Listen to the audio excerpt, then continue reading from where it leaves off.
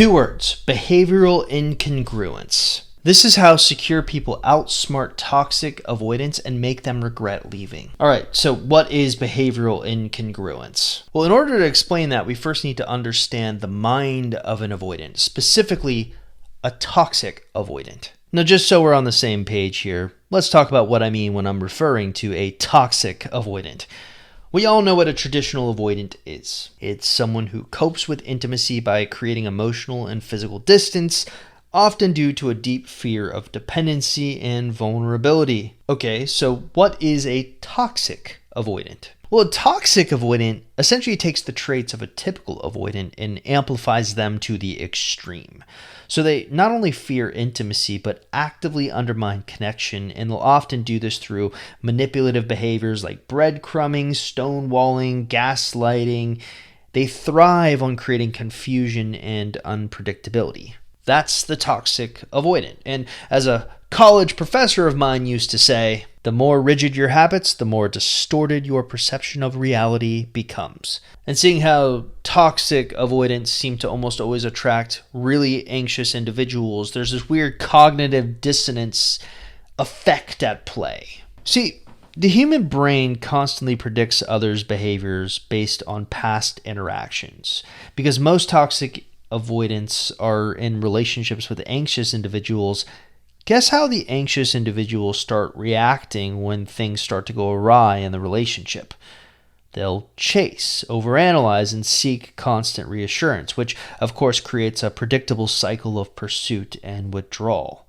And when this happens, the toxic avoidant sort of locks in those patterns and begins attributing them to everyone they date. And so a vicious cycle begins to unfold. The avoidant dates an anxious individual. Things are okay for a while. Something happens to cause the avoidant to pull away. The anxious person freaks out. The avoidant person views the freak out as the norm. Rinse and repeat. Okay, now here is why secure individuals are a different breed. In a relationship with an avoidant, there is always one given. At some point, something will trigger them, or they'll trigger themselves and pull away. What they're expecting is their partner to act anxiously, which kind of reinforces their decision to stay pulled away. Secure individuals act unexpectedly. Instead of freaking out, they'll calmly detach, they'll set boundaries, and this act disrupts the avoidant's brain's predictive model and it creates cognitive dissonance. All right, I'm going to tell you something about avoidance that's going to blow your mind and probably reshape the way you view all of their behavior. Toxic avoidants thrive on a pursuit avoidance feedback loop. Basically, they pull away expecting their partner to pursue. Now, my personal opinion on why they thrive in this dynamic is that it keeps them in control. They're the ones pulling away, they're in control. You are the one pursuing them, they're still in control. But we already know secure individuals don't play that game. They just mirror the distance. They interrupt the pattern. Better yet, they shift the focus on their own personal growth. And this act alone has a profound impact on the pursuit avoidance feedback loop. It's essentially going to short circuit it and leave the avoidance with no emotional payoff. Now, this seems so simple. When they pull back, you pull back, right? But I think the thing that's missing in my explanation is the belief system that a secure person actually has. So in the epilogue section of Attached, Amir Levine and Rachel S.F. Heller talk about the 3 big misconceptions society has about relationship. And as I was reading through them, I was struck with a couple of thoughts. Secure individuals have risen above these misconceptions. They've embraced the truth. Because what is a misconception if not a comforting lie we tell ourselves to avoid confronting the uncomfortable reality of how the world truly works? So the first lie that we tell ourselves is this: love alone is enough to make a relationship work. Here's the truth in the words of Attached. People have very different capacities for intimacy.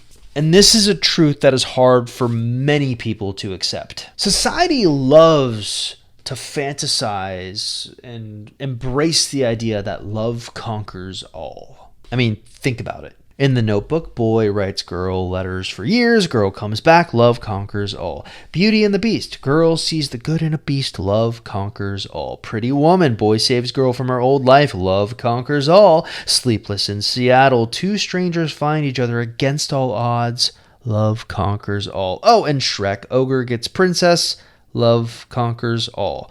But real relationships are far more nuanced. A person's capacity for intimacy is shaped by their attachment style, past experiences, and willingness to engage emotionally. Some people, specifically those with avoidant tendencies, struggle to connect. Not because they don't care, but because their wiring pushes them towards self-preservation. On the other hand, those with anxious attachment styles have the capacity for love, but they express it in a way that is overwhelming to others. Now, this imbalance often creates a painful dynamic. The anxious partner clings tightly, hoping their love will unlock the avoidant's walls, while the avoidant retreats further, feeling suffocated by the pressure.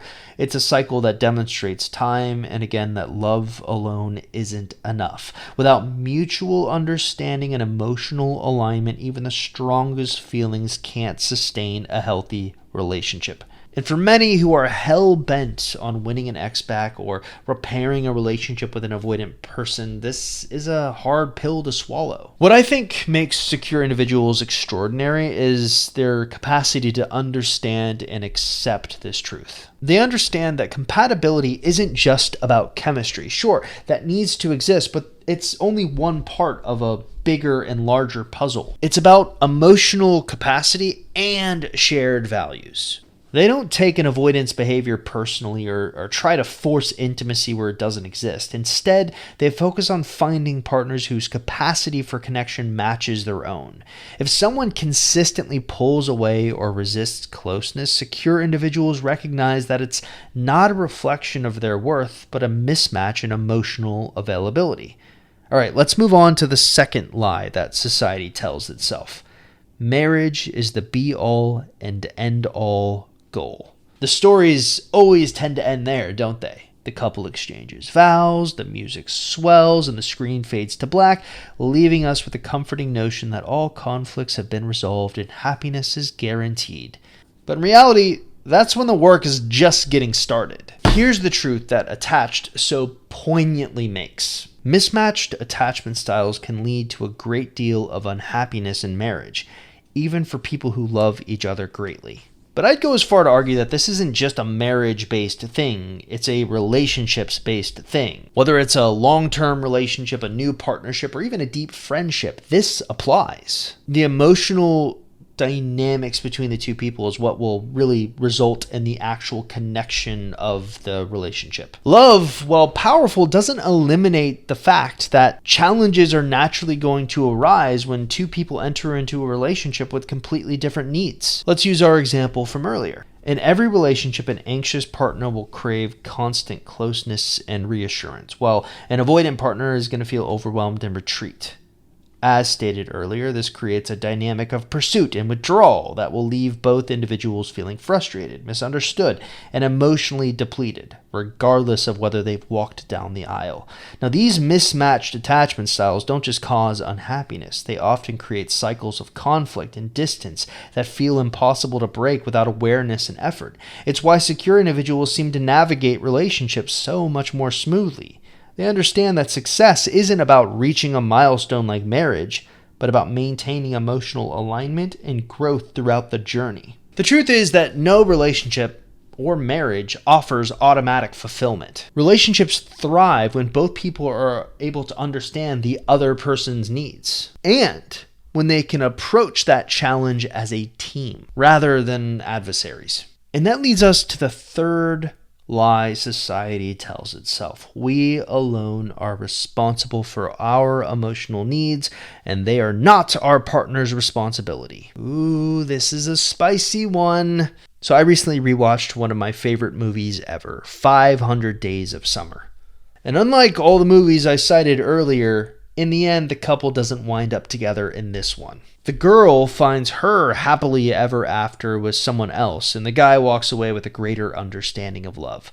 But there's a scene in 500 Days of Summer where the protagonist, upset about his breakup, is set up on a blind date, and he totally tanks the date by talking about his failed relationship with his ex, Summer. And then this exchange happens. She never cheated on you? No, never. She ever take advantage of you in any way?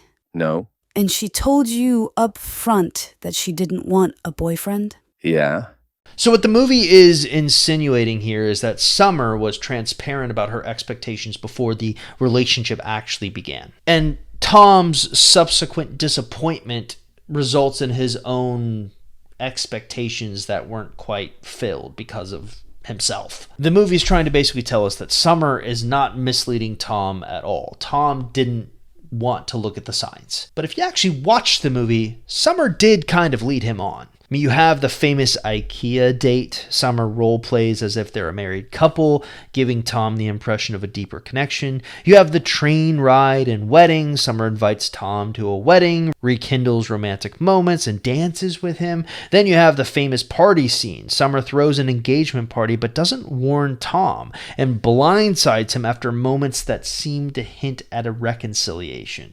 What I love about this movie is that it is literally the definition of what a relationship looks like between an avoidant and an anxious individual. Summer is a dismissive avoidant. You can tell that by her telling Tom she doesn't want a boyfriend, and then all the breadcrumbing that happens afterwards. Tom is an anxious, preoccupied individual. You can tell that by all the obsessing he does throughout the entirety of the movie. But again, the movie leaves out the most important part. Summer's getting married to someone else, and likely she's going to exhibit the same avoidant tendencies in that relationship that she kind of exhibited with Tom. It's really Tom who learns the lesson in the movie. It's Tom who changes. It's Tom who quits his job and decides to be an architect. It's Tom who reflects on his mistakes and realizes he projected his fantasies onto Summer rather than seeing her for who she truly was. It's Tom who seeks closure by revisiting the places they shared. It's Tom who takes accountability for his role in the relationship's downfall,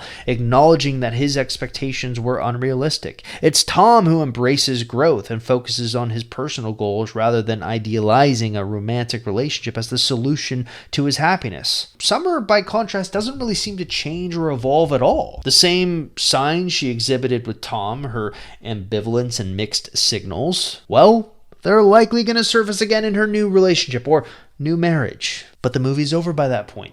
We don't get to see what happens there. And I guess that brings me to the point I'm trying to make. The controversial truth. The very best relationships work because both partners make it their responsibility to ensure the other person's emotional well-being. This idea often gets pushed back because society really champions the idea of fierce independence. You should be capable of taking care of your emotional needs and not focusing on your partner's emotional needs. Now, while it's true that it can be excessive if all you care about is someone else's needs and you neglect your own, it's also true that healthy relationships that work, kind of combat these emotional needs as a team. They both look after each other's needs. That's what works. A secure person understands this balance instinctively. They know it's not about dependency. It's about partnership. They recognize that emotional well-being in a relationship is a two-way street.